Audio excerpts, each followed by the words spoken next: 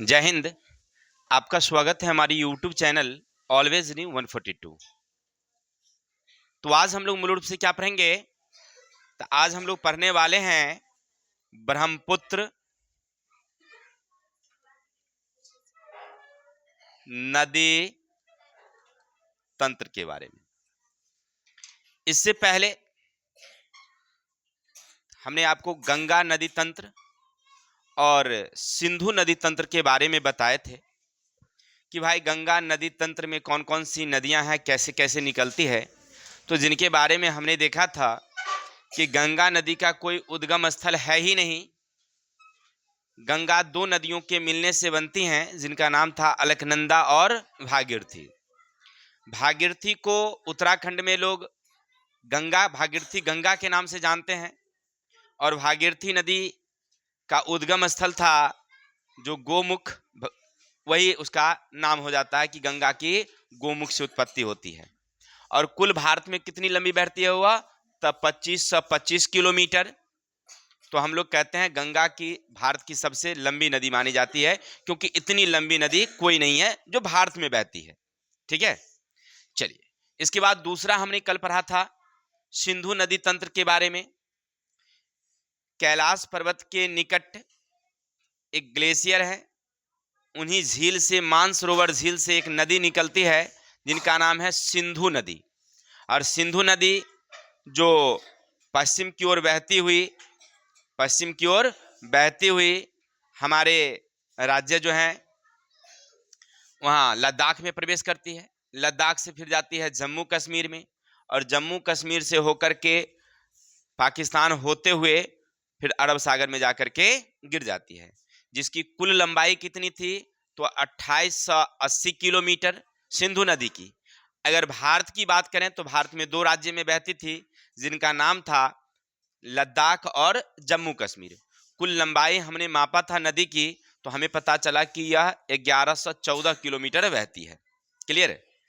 और गंगा की प्रमुख सहायक नदियों की बात करेंगे तो बहुत सारी थी, जिनमें सबसे बड़ी थी यमुना। ठीक। सिंधु की सबसे बड़ी सहायक नदी की बात हमने किया था, तो ऐसे तो सतलज कहते हैं, लेकिन सतलज नदी तो मिलती ही नहीं है। नहीं, सतलज जाकर के चिनाब में मिलती है और चिनाब जाकर के मिलती है। चिनाब में कई नदियां मिलती थी जो हमने देखा था।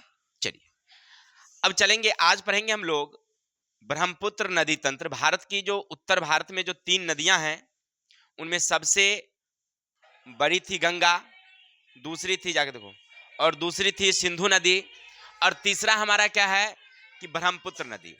देखिए, ब्रह्मपुत्र नदी कैलाश पर्वत के एक ग्लेशियर है जिसका नाम है चेमा युंगदुंग।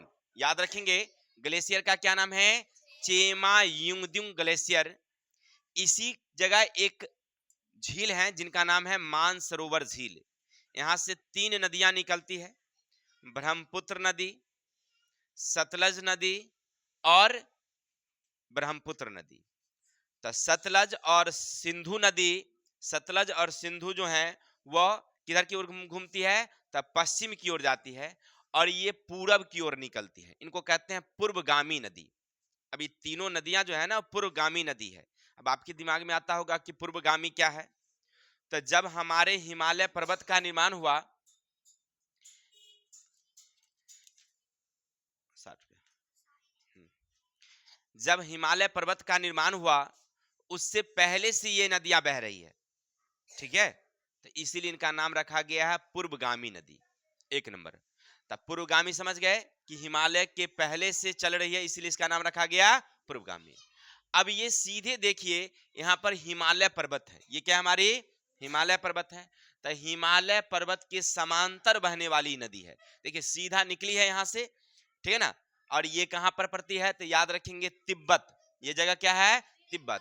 तिब्बत से निकली और सीधे तिब्बत से होते हुए जा रही है। ठीक है, तो ये हिमालय के समांतर पूर्वगामी नदी, इनका नाम है वहां तिब्बत में सांगपो नदी। क्या नाम है उनका? और इनकी एक सहायक नदी तिब्बत में मिलती है, जिनका नाम है न्यांग क्यू। क्या नाम है? न्यांग क्यू। और दूसरा है यारलू सांगपो। ये नदी वहां पर मिलती है, इसलिए उनको वहां पर यारलुंग सांगपो नदी भी कहते हैं। जो सांगपो नदी है उन्हीं का नाम है यारलुंग सांगपो नदी। तो अब तिब्बत से यहां से निकली और सीधे आकर के, याद रखेंगे, एक है नामचा पर्वत। क्या नाम है उसका? नामचा पर्वत से आने के बाद वो रिटर्न हो जाती है, सीधा घूम जाती है भारत की तरफ। ठीक है, नामचा पर्वत से सीधा घूमती है और कहां जाती है? भारत की तरफ। यहाँ पर एक दर्रा है जिसका नाम है योग याप दर्रा। क्या नाम है? योग याप। क्योंकि जहां पर वो टर्न लेती है ना, तो वहां पर एक दर्रा का निर्माण करती है, उसका क्या नाम है? योग याप दर्रा। और यहाँ पर एक गॉर्ज भी बनाती है, उसका नाम है, क्या बात है जी, उसका नाम है दिहांग गॉर्ज। उसका क्या नाम है? ठीक है, तो याद रखेंगे। यहां पर कुछ बातें हैं इंपोर्टेंट जो पूछा जाता है एग्जाम में। पहला नाम है, दर्रा कौन बनाती है? तो योंग याप दर्रा। ए लड़का, भेजा में नहीं ना आता है समझ में? दर्रा का क्या नाम है? योग याप दर्रा। पर्वत का क्या नाम है? नामचा पर्वत। और यहाँ पर गॉर्ज है, उसका क्या नाम है? दियांग गॉर्ज। तो दिहांग गॉर्ज है, इसीलिए इस नदी का नाम रख दिया गया अब यहाँ से दिहांग नदी। तो मेघालय राज्य में प्रवेश करती है। यहां से रिटर्न जब होती है तो कहां, किस राज्य में आ जाती है? तब भारत में नामचा पर्वत के बाद जब यही सांगपो नदी प्रवेश करती है तो इसका नाम हो जाता है दिहांग नदी। अब मेघालय में उसकी कोई सहायक नदियां नहीं है, वो सीधे वहां से रिटर्न आती है और सीधे आने के बाद आगे प्रवेश कर जाती है असम राज्य में। आगे किसमें प्रवेश करती है? असम। और असम राज्य में जैसे आती है तो यहाँ पर एक पटकाई बुम पहाड़ी है, उसका क्या नाम है? पटकाई बुम। और इसी पहाड़ी से एक नदी निकलती है जिसका नाम है दिवंग नदी। देखिए, वहां है दिहांग, लेकिन यहाँ पर क्या नाम है उसका? दिवंग नदी। तो दिवंग नदी असम में आकर के मिल जाती है। कोई दिक्कत? अब आगे चलिए। तिब्बत की पठारी से फिर एक नदी निकलती है जिनका नाम है लोहित नदी। और ये लोहित नदी फिर आकर के और असम में इसी में मिल जाते हैं। किसमें? जिसका नाम है दिहांग। लेकिन जब ये असम में प्रवेश करती है तो इसका नाम हो जाता है ब्रह्मपुत्र नदी। अब देखिए, इसी का नाम था ऊपर में यारलुंग सांगपो, फिर मेघालय में आई तो उसका नाम हो गया दिहांग, और दिहांग फिर आगे बढ़ी तो उसका नाम हो गया ब्रह्मपुत्र। तो भारत में इसको किस नदी के नाम से मूल रूप से जाना जाता है? ब्रह्मपुत्र नदी के। कोई दिक्कत? तो इसकी सहायक नदी दिवंग हो गई और इधर से हो गई लोहित नदी। कोई दिक्कत? अब इधर से एक और नदी निकलती है जिसका नाम है दिहांग नदी, वह असम में आकर के मिल जाती है। और एक ऊपर से आती है जो हिमालय की पठारी से उतरती है और वह सीधे आती है सुबनसिरी। इसका नाम है, क्या नाम है? सुबनसिरी। ये 518 किलोमीटर लंबी नदी है और आकर के ब्रह्मपुत्र नदी में असम में मिल जाती है। तो यहां से एक सवाल पूछता है कि ब्रह्मपुत्र नदी की सबसे बड़ी सहायक नदी कौन है? तो सबसे बड़ी सुबनसिरी। कौन है? ब्रह्मपुत्र नदी की सबसे बड़ी सहायक नदियां कौन? सुबनसिरी। यहां तक समझ गए? अब चलिए, इधर नागालैंड से एक नदी निकलती है जिनका नाम है धनसिरी नदी, और वह जाकर के फिर असम में मिलती है ब्रह्मपुत्र नदी में। इधर मेघालय से एक नदी निकलती है, उनका नाम है कालपी नदी, वो भी जाकर के ब्रह्मपुत्र नदी में मिलती है। ठीक है, इधर से रंगा नदी, जिया बरेली और ये मानस, ये आपने सुना होगा मानस अभ्यारण्य जो असम में पड़ता है।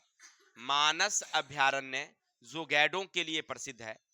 वहीं पर एक और अभ्यारण्य है जिनका नाम है काजीरंगा अभ्यारण्य, जो एक सिंह गैडों के लिए प्रसिद्ध है। कभी कभी परीक्षा में पूछता है एक सिंह गैडों के अभ्यारण्य कौन?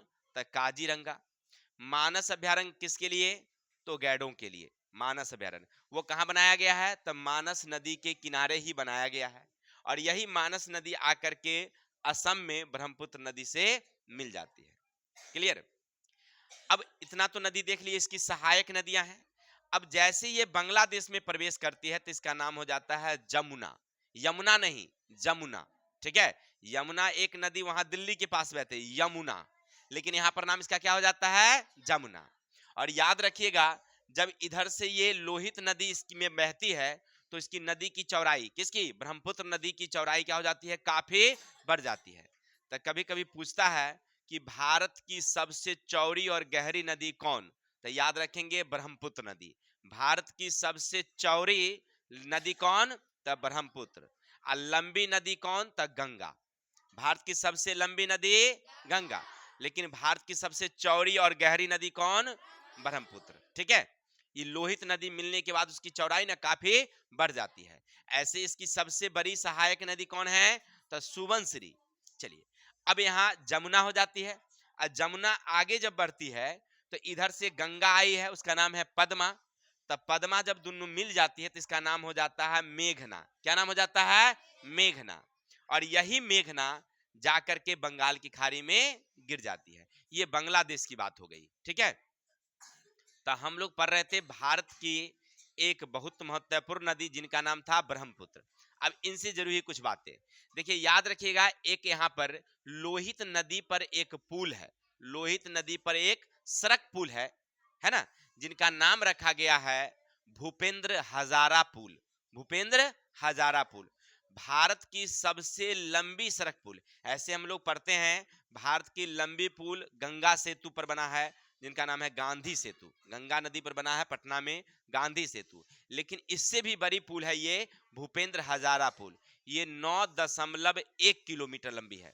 9 यानी कि 9 किलोमीटर 100 मीटर इतनी लंबी ये पुल है। ठीक है ना। और याद रखेंगे असम नदी पर भी एक पुल है। ठीक है ना, जो भारत की सबसे लंबी पुल है, लेकिन वो लंबी नहीं कह सकते हैं उसको, वो डबल ब्रिज है। डबल ब्रिज का मतलब एक रेल जाती है और ऊपर से बस गाड़ियां जाती है। ठीक है, तो ये ब्रह्मपुत्र नदी पर। चलिए, ब्रह्मपुत्र नदी पर एक जाके देखो तो, ब्रह्मपुत्र नदी पर एक द्वीप है, यानी कि ब्रह्मपुत्र नदी क्योंकि चौड़ाई ज्यादा है तो बीच बीच में मिट्टी जमी हुई है। बीच बीच में क्या जमी हुई है? मिट्टी जमी हुई है। इसको कहते हैं द्वीप। तो वहां पर बहुत सारे द्वीप हैं, उनमें माजुली द्वीप, याद रखिएगा क्या नाम है? माजुली द्वीप, जो सबसे बड़ी द्वीप के नाम से जानी जाती है। ठीक है ना, माजुली को जिला भी घोषित कर दिया गया है। लगभग यहाँ की आबादी, जो जिला की आबादी है, माने चारों तरफ से पानी पानी है और बीच में सूखा हुआ नदी में खूब लंबा दूरी तक। ठीक है, और वहां पर 1 लाख आबादी बसी हुई है। 1 लाख आबादी है ना, इसलिए इसका नाम रख दिया गया है माजुली जिला। ठीक है ना, जिला घोषित कर दिया है माजुली द्वीप। तो आपसे पूछेगा कि दुनिया की सबसे बड़ी नदी द्वीप कौन है? सीधे द्वीप पूछ दिया तब अलग हो गया, लेकिन नदी द्वीप पूछेगा तो कौन पूछेंगे हम लोग? माजुली द्वीप। कहाँ है? तो ब्रह्मपुत्र नदी में। कहाँ है? भारत में। ठीक है, असम राज्य में यह है, असम की जिला है। इतना समझ गए? तो ये थी हमारी। अब देखिए, ये टोटल लंबाई अगर निकलती है यहाँ से यहाँ तक, यहाँ से यहाँ तक निकलती है, तो कुल लंबाई चलती है 2900 किलोमीटर। कितनी चलती है? 2900। लेकिन यह मात्र हमारे 2 राज्य से होकर गुजरती है। एक अरुणाचल प्रदेश, मेघालय में प्रवेश की। कहां से प्रवेश की? मेघालय से। असम होकर के सीधे बांग्लादेश में उतर गई। तो 2 राज्य में, तो कुल लंबाई अगर भारत की मापे हमने, तो हमको पता चला कि 916 किलोमीटर है। कितनी दूरी तय करती है? 916। कोई दिक्कत? तो हम पढ़ रहे थे अभी ब्रह्मपुत्र नदी की बात, है ना। किन किन नदियों से, सॉरी, हाँ, ब्रह्मपुत्र नदी किन किन देशों से बहती है? तो एक हमारा है तिब्बत, तब आती है भारत, भारत से जाती है बांग्लादेश। कोई दिक्कत? चलिए, तो यहां से आप लोगों से कुछ सवाल पूछते हैं, आप लोग बताइएगा। अब बताएंगे ब्रह्मपुत्र नदी का उद्गम कहां से होता है? कहां से वो निकलती है? तब मानसरोवर झील। इस ग्लेशियर का नाम है चेमा युंगदुंग। क्या नाम है? चेमा युंगदुंग ग्लेशियर। झील का नाम है मानसरोवर झील। अच्छा, बताएंगे मानसरोवर झील से जब वो निकलती है तो उसका क्या नाम होता है? तिब्बत में इसका क्या नाम? ब्रह्मपुत्र नदी को तिब्बत में किस नाम से जाना जाता है? सांगपो। क्या नाम है उसका? सांगपो कहिए या यारलू सांगपो कहिए, नाम एक ही है। यारलू सांगपो या सांगपो तिब्बत में किस नाम से जाना जाता है? अगर वही भारत के मेघालय में आ जाती है तो उसका क्या नाम हो जाता है? दिहांग। क्या नाम हो जाता है? और असम में आ जाती है तो उसका क्या नाम हो जाता है? ब्रह्मपुत्र।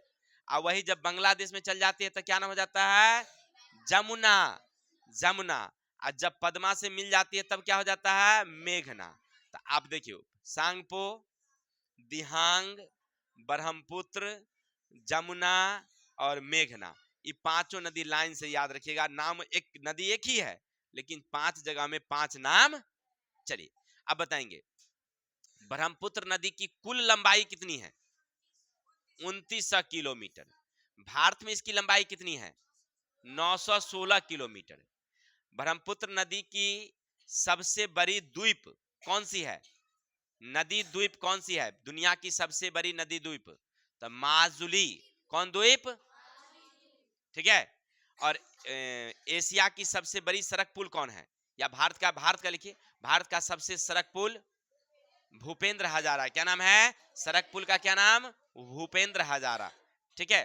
अच्छा, ब्रह्मपुत्र की सबसे बड़ी सहायक नदी कौन है? सुबनसिरी। क्या नाम है? ठीक है, बहुत अच्छा। आज सुबनसिरी की लंबाई कितनी है? 518 किलोमीटर। कितना है? चलिए, बहुत अच्छा। और असम का